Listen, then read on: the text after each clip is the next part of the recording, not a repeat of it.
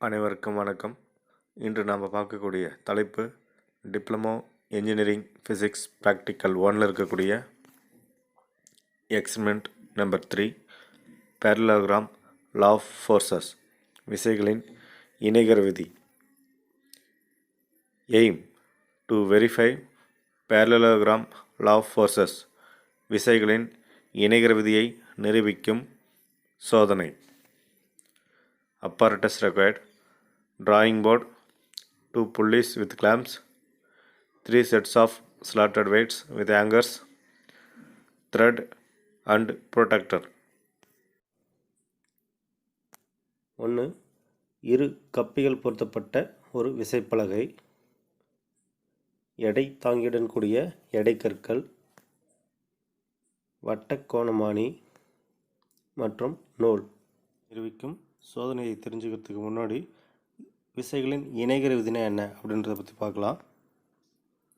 விசைகளின் இணைகர விதி. Parallelogram law of forces. ஒரு புள்ளியில் செயல்படும் இரண்டு விசைகளை எண் மதிப்பிலும் திசையிலும் ஓர் இணைகரத்தின் அடுத்தடுத்த பக்கங்களால் குறித்தால் அப்புள்ளியின் வழியே செல்லும் இணைகரத்தின் மூலைவிட்டம் அவ்விரு விசைகளின் தொகுபயனின் எண் மதிப்பு மற்றும் திசை ஆகியவற்றை கொடுக்கும்.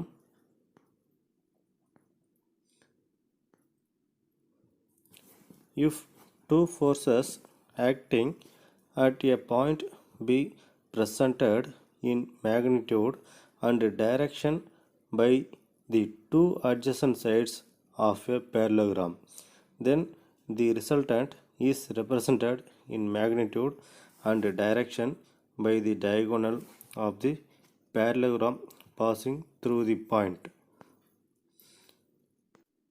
ஒரு புள்ளியில் இரண்டு விசைகள் செயல்படுது. P மற்றும் Q என்ற இரண்டு விசைகள் செயல்படும் பொழுது அந்த இரண்டு விசைகளுக்கு அடுத்துள்ள பக்கங்களாக இரு கோடுகள் வரைப்படும் பொழுது, அதாவது இணையான இரு கோடுகள் வரைப்படும் பொழுது அவற்றை பிரிக்கக்கூடிய இந்த மூலை விட்டம் தொகுபயன் R வெக்டராக நமக்கு கிடைக்கப்பெறும். இதுதான் விசைகளின் இணைகர விதி. இந்த இணைகர விதியை பயன்படுத்தி இந்த இணைகர விதியை நிரூபிக்கும் ஒரு சோதனை எவ்வாறு செய்யலாம்ன்றதை பற்றி பார்க்கலாம். அடுத்து இதுக்கான diagram.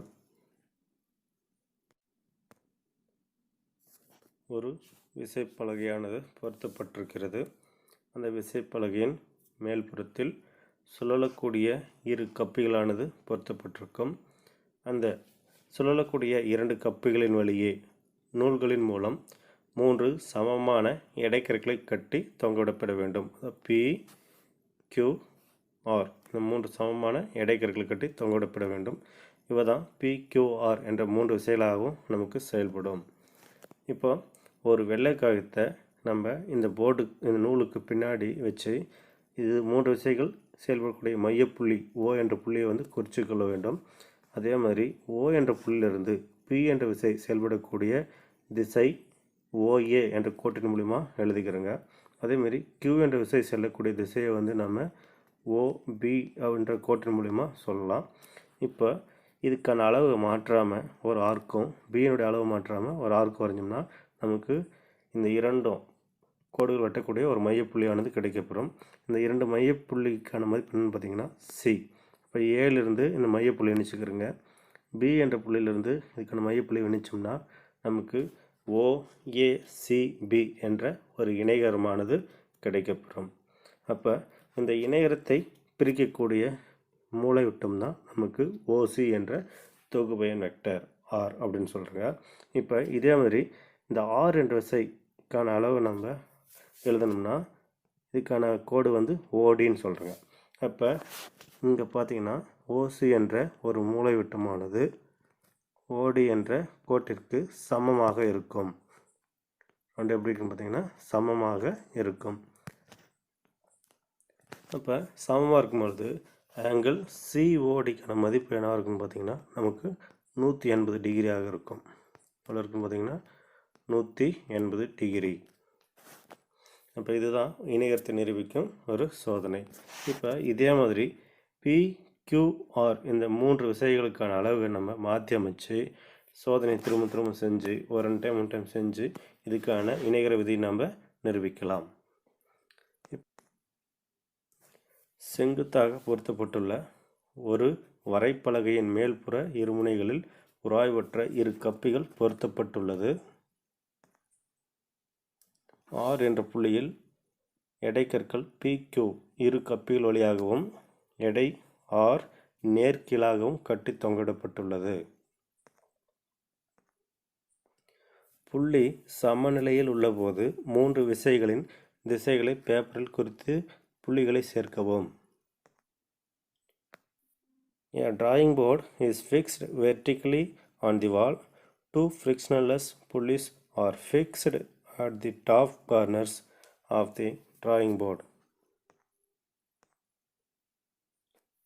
A light and inextensible string is passed over these pulleys. Another short string is tied to the first string at O. Weight anchors P, Q and R are tied at the ends of the strings as shown in the figure. The weights P, Q and R adjusted suitably such that the point O is at rest. A white paper is held just behind the string without touching them. The point O and the directions of the strings are marked on the paper. Then the paper is removed from the board. With suitable scale, the points A, B and C are marked. OA, OB and OC represent the forces P, Q and R respectively. The parallelogram OADB is drawn. Then the diagonal OD is drawn. The length of the diagonal OD and angle COD are measured and tabulated. The experiment is repeated for different values of P, Q and R. இதுக்கான வரையறை description. 50 gram equal 1 centimetre என்ற அளவு திட்டப்படி விசைகள் PQRக்கு OA, OB, OC என்ற கோட்டை வரைக. OA, OB அடிப்படையாக வைத்து OADB என்ற இணைகரமும் மூலைவிட்டம் OD வரைக. நீளம் OD மற்றும் OCD அளந்து அட்டவணைப்படுத்துவோம். PQR அளவுகளை மாற்றியமைத்து முன்பு போல படங்கள் வரைந்து அளவீடுகளை அட்டவணைப்படுத்துக. இதுதான் விசைகளின் இணைகர விதியை நிரூபிக்கும் சோதனைக்கான ஒரு அமைப்பு, அப்பரேட்டஸ். இதுக்கு பேர் விசைப்பலகை. இந்த விசைப்பலகையின் மேல்புறத்தில் 2 முனைகளிலும் சுழலக்கூடிய இரு கப்பிகளானது பொருத்தப்பட்டிருக்கும். இந்த கப்பிகளுக்கு இடையில் நூலில் சம அளவில் இடைக்கற்களை கட்டி தொங்க விடணும். இடதுபுறத்தில் செயல்படக்கூடிய இடைக்கற்களுக்கான விசை P எனவும், வலதுபுறத்தில் செயல்படக்கூடிய இடைக்கற்களுக்கான விசை Q எனவும், நடுமையத்தில் செயல்படக்கூடிய விசைக்கான மதிப்பு R எனவும் என எடுத்துக்கொண்டால் இந்த 3 விசைகளும் சமநிலையில் அமைச்சிக்கணும். Pயில் எவ்வளோ இருக்குன்னு பார்த்தீங்கன்னா 50 கிராம் இருக்குது, Qவில் 50 கிராம், Rயில் 50 கிராம். இந்த மாதிரி 3 சம அளவில் நம்ம எடுத்துக்கோங்க. ஒரு வெள்ளைக்காயத்தை எடுத்து இந்த நூல்களுக்கு பின்னால் வைத்து இந்த நூல்களின் பிம்பத்தை நம்ம பாயிண்ட் அவுட் பண்ணுறோங்க. மையப்பகுதிக்கான பிம்பம் O. லெஃப்ட் சைடில் இதுக்கான இமேஜுக்கான பாயிண்ட் அவுட் நம்ம கொடுக்குறோங்க. இது P. ரைட் சைடில் இதுக்கான இமேஜுக்கான பாயிண்ட் Q. இது P, இது Q. சென்டர் ஆஃப் செயல்படக்கூடிய விசை என்னன்னு பார்த்தீங்கன்னா R. இது மாதிரி PQR என்ற 3 விசைகளுக்கான பிம்பத்துக்கான பாயிண்ட் வேலையை நம்ம குறிச்சிட்டு இப்போ இந்த வெள்ளகத்தை நம்ம வெளியே எடுத்துகிட்டு இதுக்கான அளவுகள் மூலிமா ஒரு இணையத்தை நம்ம எப்படி வரையலாம். அடுத்து நம்ம எடுத்த பாயிண்ட் அவுட் வேலையிலிருந்து எப்படி ஒரு இணையத்தை வரையலாம் அப்படின்றத பற்றி பார்க்கலாம். Pக்கான மதிப்பு பார்த்திங்கன்னா 50 கிராம், Qக்கான மதிப்பு 50 கிராம், Rக்கான மதிப்பு 50 கிராம். இந்த மாதிரி 3 சம அளவில் இடைக்கற்களுக்கான மதிப்பு நம்ம எழுதிக்கிறோங்க. இதில் பார்த்திங்கன்னா நமக்கு மையத்தில் செயல்படக்கூடிய வேல்யூ பார்த்திங்கன்னா O. லெஃப்ட் சைடில் இருக்கக்கூடிய விசைக்கான மதிப்பு வந்து P, ரைட் சைடில் இருக்கக்கூடிய விசைக்கான மதிப்பு வந்து Q, சென்டராக செல்லக்கூடிய விசைக்கான மதிப்பு வந்து R. இது மாதிரி மையப்புள்ளி ஓயிலிருந்து இந்த 3 விசைகளும் நம்ம இணைச்சிக்கிறோங்க.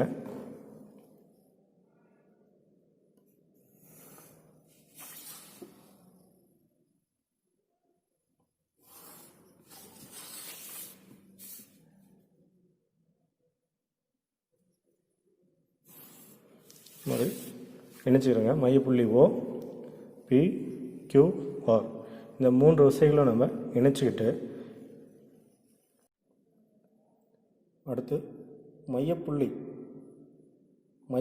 ஓவிலிருந்து ஒரு தோராயமாக 4 சென்டிமீட்டர் ஒரு அளவுக்கு நம்ம 3 விசைகளையும் ஒரு ஆர்க் வரைகிறோம்.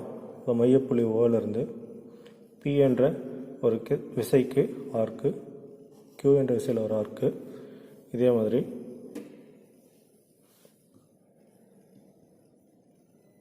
R என்ற விசைக்கு ஒரு ஆர்க். இது மாதிரி 3 பக்கமும் ஆர்க் வரைஞ்சிட்டு அளவை மாற்றாமல் Q என்ற விசையில் வெட்டக்கூடிய ஒரு பகுதியிலிருந்து ஒரு ஆர்க்கும், அதே மாதிரி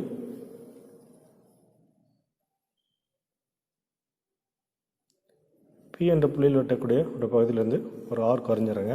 இந்த ரெண்டும் வெட்டக்கூடிய இந்த மையப்பகுதியை நம்ம இணைச்சிக்கிறோங்க. ஸ்கேல் மூலிமா இணைச்சிக்கிறோங்க.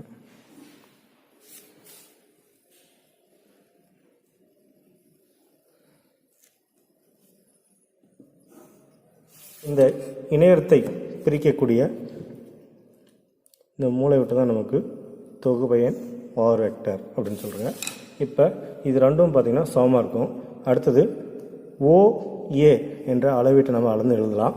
அது எவ்வளோ இருக்குன்னு பார்த்திங்கன்னா நமக்கு 4 சென்டிமீட்டர் இருக்குது. அப்போ கீழே எழுதிக்காங்க OA சமம் 4 சென்டிமீட்டர். அதே மாதிரி OBக்கான அளவு எவ்வளோன்னு பார்த்திங்கன்னா 4 சென்டிமீட்டர்.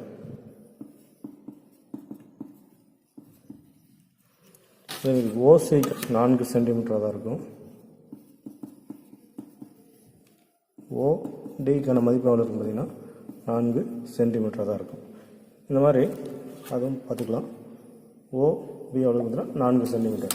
இந்த மாதிரி OA, OB, OC, OD இது எல்லாமே பார்த்திங்கன்னா 4 சென்டிமீட்டர் இருக்கும். அதேமாதிரி PQR இந்த 3 விசைகளுக்கான மதிப்பு வந்து 50 கிராம். இப்போ PQR, OA, OB, OC, OD இதுக்கான அளவீடுகளாக நம்ம அளந்து அட்டவணையில் நோட் பண்ணிக்கிறோங்க. இந்த மாதிரி நோட் பண்ணும்போது ஆங்கிள் OC ஆனது OD என்ற மூலைவிட்டத்துக்கு சமமாக இருக்கும். ரெண்டுமே எப்படி இருக்கும் பார்த்திங்கன்னா சமமாக இருக்கும். இந்த மாதிரி சமமாக இருக்கும்போது ஆங்கிள் CODக்கான மதிப்பு எவ்வளோ இருக்கும் பார்த்திங்கன்னா 180 டிகிரியாக இருக்கும். இதே மாதிரி PQRக்கான அளவு வந்து மாற்றி அமைச்சு OA, OB, OC, ODக்கான ஒரு அளவை நம்ம அளந்து அட்டவணைப்படுத்தி இணைகர விதியை நம்ம நிரூபிக்கலாம். நம்ம ஃபஸ்ட்டு என்ன வேல்யூ கொடுத்து இணைகர வரைஞ்சோன்னு பார்த்திங்கன்னா Pயில் 50 கிராம், Qவில் 50 கிராம், Rயில் 50 கிராம். இதுக்கான வேல்யூ நம்ம எவ்வளோ வந்துச்சுன்னு பார்த்திங்கன்னா OA வந்து 4 centimetre, OB 4 centimetre, OC 4 centimetre, OD 4 centimetre. இப்போ OCக்கான வேல்யூவும் ODக்கான வேல்யூ வந்து சமம். அப்போ ஆங்கிள் COD எவ்வளோ இருக்குன்னு பார்த்திங்கன்னா 180 டிகிரியாக இருக்கும். அப்போ ஆங்கிள் CODக்கான மதிப்பு எவ்வளோன்னு பார்த்திங்கன்னா 180 டிகிரி. இப்போ PQRயில் நம்ம 50 கிராம் ஈக்குவலான ஒரு 50 கிராம் கொடுக்கும்போது நமக்கு ஆங்கிள் CODக்கான மதிப்பு எவ்வளோ கிடைக்குதுன்னு பார்த்திங்கன்னா 180 டிகிரி கிடைக்குது. அப்போ ஒரு இணைகரமானது வந்து நிரூபிக்கப்பட்டதுன்னு அர்த்தம். இதே மாதிரி PQRக்கான வேல்யூவை நம்ம ஒரு 3 முறை இடைக்கற்களை வந்து மாற்றி அமைச்சு இதுக்கான அளவீடுகளை வந்து அளந்து எழுதுறோங்க. இப்போ Pக்கான வேல்யூ நம்ம 100 கிராம்னு கொடுக்குறோங்க. Qக்கான வேல்யூ வந்து 100 கிராம், Rக்கான வேல்யூ வந்து 100 கிராம். அடுத்து OA, OB, OC, ODக்கான அளவு நம்ம ஒரு 5 சென்டிமீட்டராக கொடுக்குறோங்க. அப்போ OBயும் வந்து 5 சென்டிமீட்டர், OC எவ்வளோ இருக்கும் பார்த்திங்கன்னா 5 சென்டிமீட்டர், ODயும் 5 சென்டிமீட்டராக இருக்கும். அப்போ இதே மாதிரி இதுக்கான ஆங்கிள் எவ்வளோ இருக்குன்னு பார்த்திங்கன்னா 180 டிகிரியாக தான் இருக்கும். அதேமாதிரி இடைக்கருக்கில் வந்து நம்ம அடுத்தது 150 கிராம்னு கொடுக்குறோங்க. கியூவில் 150 கிராம்னு கொடுக்குறோங்க, ஆரில் 150 கிராம். அப்போ ஓஏ என்ற கோட்டுக்கான வேல்யூ நம்ம 6 சென்டிமீட்டர் அளந்து ஒரு இணையத்தை வரைகிறோங்க. இப்போ ஓபி எவ்வளோ இருக்குன்னு பார்த்திங்கன்னா 6 தான். ஓசி என்ற கோடும் 6 தான். ஓடி என்ற கோடும் 6 சென்டிமீட்டராக தான் இருக்கும். அப்போ இதுக்கான ஆங்கிள் சிஓடிக்கான கோணத்தின் மதிப்பு எவ்வளோ இருக்கும் பார்த்திங்கன்னா 180 டிகிரியாக தான் இருக்கும். அப்போ ஓசி சமம் ஓடி என்ற இரண்டு லைன் பார்த்திங்கன்னா ரெண்டு ஈக்குவலாக இருக்கும்போது ஆங்கிள் சிஓடிக்கான மதிப்பு எவ்வளோ இருக்கும் பார்த்திங்கன்னா 180 டிகிரியாக தான் இருக்கும். இதுதான் விசைகளின் இணையரதி நிரூபிக்கும் சோதனைக்கான ஒரு எக்ஸ்பெரிமெண்ட். இப்போ இந்த 3 அளவுகள், அதாவது பி, கியூ, ஆர், இந்த 3 விசைகளுக்கான மதிப்பு நான் சொல்லியிருக்கேன். நான் சமமாக வைக்கிறேங்க. ஃபஸ்ட்டு தோராயமாக இதில் ஒரு 50 கிராமு, கியூவில் ஒரு 50 கிராம், ஆரில் ஒரு 50 கிராம், இந்த மாதிரி வச்சுட்டு ஓஏக்கான மதிப்பு நம்ம 4 சென்டிமீட்டர் அப்படின்னு சொல்கிறோங்க. ஓபிக்கான மதிப்பும் 4, ஓசிக்கான மதிப்பும் 4, ஓடிக்கான மதிப்பும் 4. தேர்ஃபோர் ஆங்கிள் சிஓடிக்கான மதிப்பு எவ்வளோ இருக்குன்னு பார்த்தீங்கன்னா, முன்ன சொன்னோம் இல்லைங்களா, ஓசி சமம் ஓடி, இதுக்கான மதிப்பு எவ்வளோ இருக்குது பார்த்தீங்கன்னா 2 சமமாக இருக்கும் பொழுது ஆங்கிள் சிஓடிக்கான மதிப்பு 180 டிகிரியாக இருக்கும். இதுதான் இணைகர விதி. இப்போ இதே மாதிரி பிக்யூஆருக்கான அளவை நம்ம அடுத்த முறை 100 கிராம்னு எடுத்துக்கிறோங்க. 100, இதில் 100, இதில் 100ன்னு எடுத்துக்கிறோங்க. இதுக்கான ஓஏ மதிப்பு 5 சென்டிமீட்டர், இதில் 5, இதில் 5, இதில் 5 எடுத்தோம்னா ஆங்கிள் சிஓடி எவ்வளோ இருக்கும் பார்த்திங்கன்னா 180 டிகிரியாக தான் இருக்கும். இதே மாதிரி அடுத்தது தேர்ட் ஒன், இதில் 150, இதில் 150, இதில் 150 எடுத்துகிட்டு இதுக்கான அளவை வந்து நம்ம 6 சென்டிமீட்டர் எடுத்து ஒரு இணையத்தை வரைஞ்சோம்னா நமக்கு ஓசி சமம் ஓடி இதுக்கான மதிப்பு 2 சமமாக இருக்கும். இதேமாதிரி ஆங்கிள் சிஓடிக்கான மதிப்பு எவ்வளோ இருக்கும் பார்த்திங்கன்னா 180 டிகிரியாக இருக்கும். இதுதான் இணைகர விதியை நிரூபிக்கும் ஒரு சோதனை.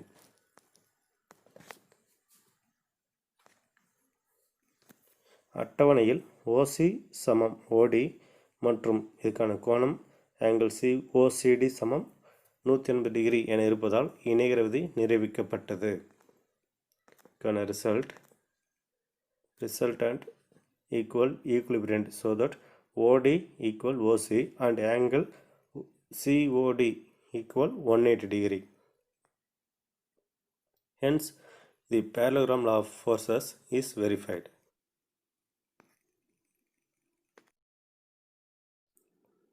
மீண்டும் அடுத்த கிளாஸில் சந்திக்கலாம்.